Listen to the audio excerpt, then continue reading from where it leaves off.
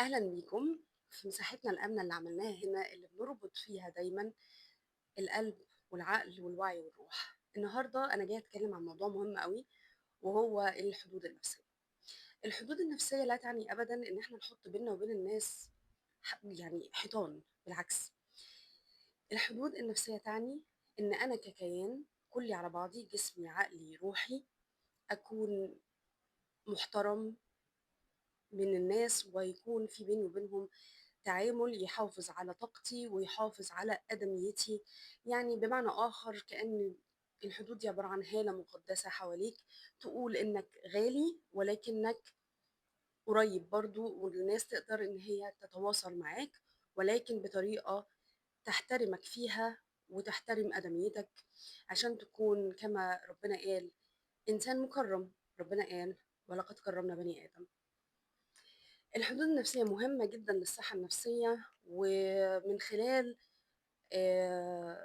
مئات أو آلاف من الحالات تقدر تشوف إنه معظم المشاكل بتطلع عن طريق بعض الخلل في الحدود النفسية والحدود عامة.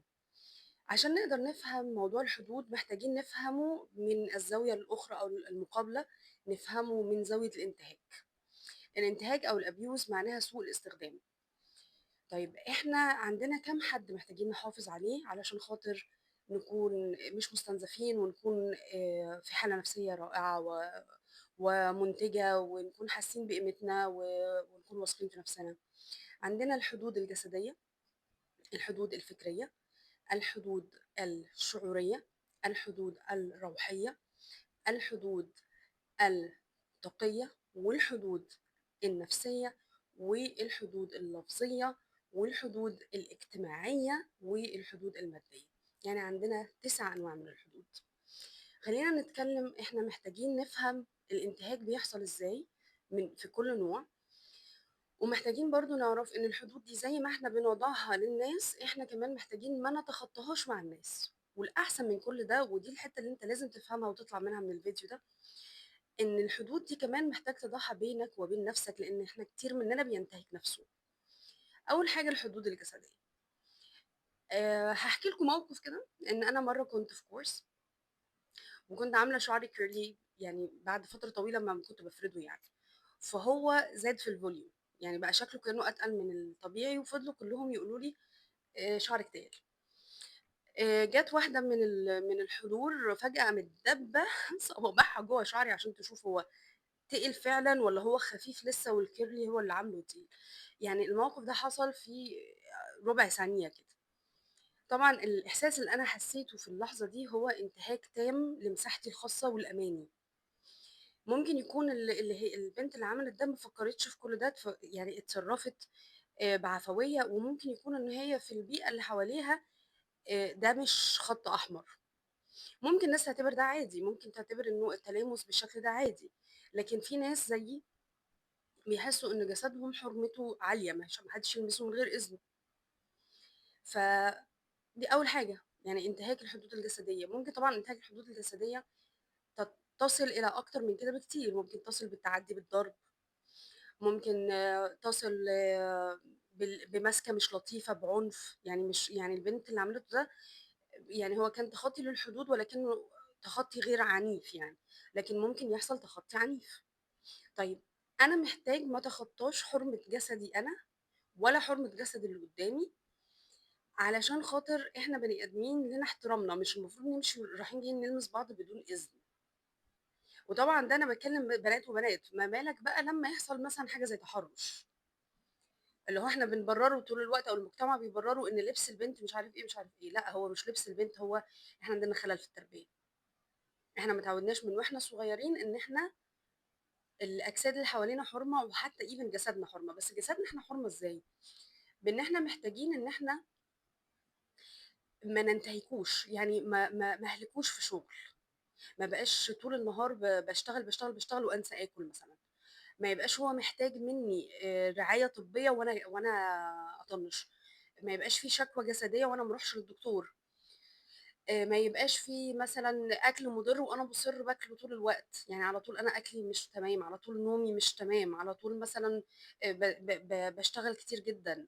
ده يعتبر انتهاك لحرمة الجسد اللي ربنا مديه لك أمانة. فده أول نوع من أنواع الحدود اللي هو الحدود الجسدية. تاني نوع الحدود اللفظية.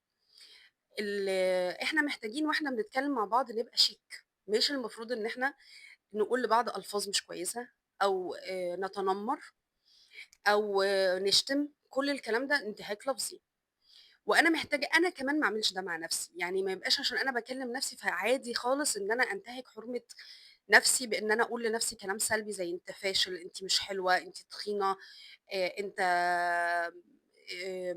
شكلك وِحِش.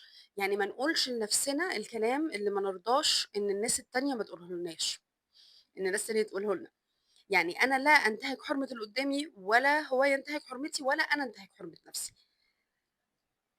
تالت نوع هو الحدود اللي هي الpsychological أو النفسية. دي بنلاحظها للأسف في كتير من العلاقات، إنه الظاهرة اللي اسمها الgaslighting. الgaslighting معناه إنه أنا أشكِّك اللي قدّامي في قواه العقلية. يعني يكون قايل حاجة أقول له لأ ما قُلتهاش، أو أنا قُلت حاجة وهو سمعها وأنا أشكِّكه في سمعه، وأقلب الحقايق وأقلب الترابيزات. الكلام ده كُلّه ده مفروض ما تسمحش يحصل بينك وبين أي حد في أي علاقة، لإن ده انتهاك نفسي مش المفروض إن أنت تتحمّله. إيه تاني برضه ممكن يحصل غير الgaslighting؟ التهديد، التخويف، الناس اللي بتهدد بعض بحاجات، اللي even حتى لو هددتك، لو أنا عارفة إن أنت مثلًا عندك يعني مثلًا بتخاف من الفقد أو حاجة، فأنا أهددك بالفقد طول الوقت، ده اسمه انتهاك نفسي. التقليل منك طول الوقت، اللي هي basically الحاجات اللي إحنا بنشوفها في العلاقات النرجسية. أوكي؟ أنت برضه محتاج إن أنت ما تعملش ده حتى مع نفسك، لإن إحنا sometimes إحنا بنعمل ده في نفسنا. يعني أبقى واثق إن معايا حق، بس أقول ما يمكن أنا ما خدت ما سمعتش كويس، ما يمكن أنا فهمت غلط. إحنا أحيانًا برضه بنكذّب نفسنا وبنعمل ده مع نفسنا، وغالبًا لمّا بنعمل ده مع نفسنا بيبقى عندنا حد كان عامله فينا قبل كده مثلًا في الطفولة، فمحتاجين ننتبه لده كويس أوي. موقف تاني عايزة أحكي لكم عليه، إن أنا برضه في مرّة وأنا صغيرة يعني، بنت وقفتني في الشارع بتسألني على directions، يعني بتقول لي نروح فين وكده. يعني في مشوار وأنا من المنطقة، فبتقول لي أمشي إزاي، فقُلت لها امشي كذا، كذا، كذا، كذا، كذا. فقالت لي: "طب هي المسافة دي تحتاج عربية والّا ممكن أمشيها على رجلي؟" قُلت لها: "حرام تمشيها على رجلِك، دي مسافة طويلة، خدي عربية." قالت لي: "لأ مش حرام إن أنا أمشي، الحرام اللي أنتِ عاملاه في وشِّك." واحدة لا أعرفها ولا تعرفني ولا أي حاجة، ده اسمه إيه؟ ده اسمه انتهاك روحي. إن أنا أخُش على حد ما أعرفوش، ما فيش بيني وبينه علاقة سابقة، وأكُب عليه عنف باسم الدين أو باسم الروحانيات. صحيح إن الدين النصيحة، لكن النصيحة لها etiquette، و ولازم تكون في إطار معيّن، ولازم يكون اللي قدّامك مستعد يسمعها، ولازم يكون علاقتك بيه كويسة أصلًا. ما ينفعش نروح ننصح في خلق الله وإحنا ما نعرفهمش. من النوع التاني من الانتهاك الروحاني برضه إن استخدام الناس لبعض المبادئ الروحانية بشكل غلط لانتهاكك. يعني زي مثلًا لو زوج بيأذي زوجته بيقول لها لأ هو أنتِ لازم تطيعيني. هو الطاعة ماشي أوكي موجودة في الدين، لكن مش مبرر للabuse. فأنا باستخدم رمز مهم جواك ربنا سبحانه وتعالى، وأستخدمه في قمعك أو أستخدمه في إيذائك. ده انتهاك روحاني، مش المفروض نقبله من حد، ومش المفروض نعمله مع حد. وأصلًا من ضمن آداب الحدود برضه إن أنا ما انصحش أصلًا. النصيحة دي غباء اجتماعي، حتى وإن كانت موجودة في الدين، لإن هي موجودة في الدين بشكل معيّن. مش الناس بتستخدمها كcarte blanche إن أنا أتدخّل في حياتِك ك كنوع من كنوع من الرذالة. يعني إحنا المجتمعات العربية أحيانًا ما بيبقاش عندها حدود صحية، إحنا متدخّلين في حياة بعض بشكل يعني ينتهك حرمتنا، فإحنا نحتاج نعيد حساباتنا في الحتّة دي. النوع اللي بعد كده اللي هو الانتهاك الفكري، إن حد يخاف من أفكارك، يرفضها، ما يسمحلكش تتكلم عنها يعني براحتك، يهاجمها بدون سبب، فهو كده كأنه بيلغيها. على الرغم من إن الأفكار طبعًا مش حقايق، مش كل فكرة تيجي في دماغي هي حقيقة، الحقيقة هي الحاجة اللي إحنا نحلف عليها 100 مرّة أنا وأنت إن هي موجودة وما حدش يختلف عليها، لكن الأفكار والمشاعر هي ليست حقائق، ولكن حقيقتها الوحيدة هي وجودها، فتحتاج تحترم وجودها، تحترم إن الفكرة دي جاية في دماغي، مش مهم هي صح والّا مش صح، المهم إنها موجودة. فأنت تحتاج تحترم أفكارك، وتحتاج إن أنت تتعامل مع الناس اللي بيحترموا أفكارك. الأشخاص اللي مش بتحترم أفكارك دول مش صُحبة كويسة. نيجي بقى لسادس حاجة اللي هو الانتهاك الشعوري، وده نفس الحاجة، إن الناس عارفين الألفاظ اللي بنقول إيه، لمّا حد يقول لك أنت حساس زيادة عن اللزوم، أنت مكبّر الموضوع، ده عمره ما بيكون حقيقي، ما فيش حد حساس زيادة عن اللزوم، وما فيش حد مكبّر الموضوع. إحنا كل واحد فينا بيستقبل الحياة بطريقته. فأنت ممكن تكون عقلاني زيادة وأنا ممكن أكون حساسة زيادة، ده لا يعني إن أنا unvalid، ده لا يعني إن أنا مش المفروض إن أنا أحس مشاعري. كبت المشاعر عبارة عن انتهاك ليها، التقليل منها انتهاك ليها، الاتهامات بسببها انتهاك ليها، فإحنا نحتاج نحط حدود لنفسنا وللناس في الحتة دي. بعد كده في الانتهاك الطاقي بقى. اللي هو عارفين لمّا بنقول إن الناس بيdrain الenergy بتاعتنا أو إن هُم بيمتصوا طاقتنا، لمّا بنقعد مع حد بنبقى حاسين إن إحنا مش مرتاحين، ده اسمه انتهاك طاقي.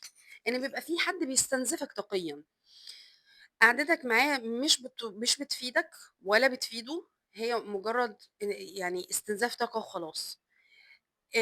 وأحيانًا برضه العلاقات بيحصل فيها الاستنزاف الطاقة دي كتير جدًا، لمّا بيكون فيها تعلُّق زيادة أو مُفرط أو زَنّ أو إن حد بيزِن على حد زيادة عن اللزوم، دي أيضًا تحتاج إنها تتحط لها إطار، ونحتاج إن إحنا نتفاهم معاها. في برضه الانتهاك المادي، أي حد مثلًا بينتهكك بالفلوس، زي زوج مثلًا يمنع مراته إنها تشتغل علشان خاطر لو بقى معاها فلوس هيبقى عندها حرية، أو إن هو ما يدّيلهاش احتياجاتها المادية ويذلّها، ده انتهاك مادي. أو إن هو يضع إيده على فلوسها، مع إن إحنا عندنا في الإسلام إن كل ست لها ذمة مالية منفصلة، لكن في رجالة بتعمل كده، أو أهل بيعملوا كده، اللي هو أنتِ بتشتغلي دلوقتي ففلوسِك بتاعتنا، المفروض تردي لنا اللي فات، مع إن هو مش المفروض تردي اللي فات، لإنه اللي فات كان حق، لإن الأهل هم اللي قرروا يجيبوكِ أو يجيبوك، فده اسمه انتهاك مادي. آخر حاجة الانتهاك الاجتماعي، ده برضه بنشوفه في العلاقات النرجسية زي إنه العزل عن الأصدقاء، العزل عن العيلة، تشويه الصورة. يعني حد يكون متضايق منك من حاجة، لكن إن هو ياخد الموضوع further خطوة أعلى، ويبتدي إن هو يشوه صورتك قدّام الناس، ده انتهاك. طبعًا الموضوع زي ما أنتم شايفين ده كبير، فأنا يعني بافكّر وإذا أنتم حابين ده ممكن تعرفوني إن إحنا نعمل course تفاعلي، يعني هيبقى فيه تمارين وهيبقى في برضه تواصل بيني وبينكم، تمارين بقى مختلفة، إن إحنا نجيب جذور هذه الانتهاكات لو موجودة جوانا، ونجيبها منين وإزاي نعالجها ونحلها. وطبعًا أنا الكورسات اللي أنا يعني الكورسات اللي عملتها في حياتي كانت دايمًا بتهدف إنه أختصر عليك طريق، يعني هي مناسبة طبعًا لأي حد ما عندوش تشخيص نفسي نشِط، يعني مش في اكتئاب حاليًا أو في قلق أو كده. وحتى لو أنت عندك تشخيص نفسي نشِط، ممكن برضه إنّك تعرف يبقى عندك وعي، فتقدر لمّا تروح للدكتور بتاعك بعد كده تشاور له بُص دي أنا اشتغلت عليها كمّل معايا يعني. فأنا باحب إن الكورسات دي تشيلك يعني تختصر عليك شوية وقت، إنّك حتى لو هتتعالج نفسيًا بعد كده بدل ما تتعالج سنتين 3 لأ أنت عارف مثلًا حاجات معيّنة فتروح تستشير كام شهر. فلو الفكرة عاجباكم وحابين إن أنتم ترتفعوا بالوعي معايا في نقطة الحدود النفسية دي، أنا هاسيب لكم رقم ال السكرتير تحت في الdescription، ابعتوا له وقولوا له ولو أنتم يعني الفكرة دي تمام، ممكن الناس اللي هتسأل يبقوا أول ناس يعرفوا لو أول ما أحضّر الcourse. طبعًا لو عجبك الفيديو please subscribe، please share علشان الناس كمان تنتفع. وشاركني رأيك، اكتب لي كومنتات، تواصل معايا من خلال الكومنتات، لإن أنا قافلة كل الحاجات التانية، وده نوع من أنواع احترام لطاقتي واحترام لمساحتي، إن أنا مش باخلّي التواصل دايمًا مفتوح بطرق كتير، ولكن الكومنتات على اليوتيوب من الحاجات على اليوتيوب وعلى التيك توك وعلى الانستجرام، من الحاجات اللي أنا فاتحاها عشان الناس تقدر يعني تتناقش معايا وتسيب لي comments. فده يكون زي ما نقول تطبيق عملي، إن أنا الحدود بتقول إن أنا غالية ومساحتي غالية ووقتي غالي، ولكن برضه بيبقى في قنوات نقدر نتصل بيها بما يليق بطاقتي وطاقتكم. فاكتب لي comment أو اكتبي لي comment عشان أشجّع أعمل فيديوهات كمان. وشكرًا جدًا لاستماعكم لو أنت لسه موجود لغاية دلوقتي. أشوفكم على خير.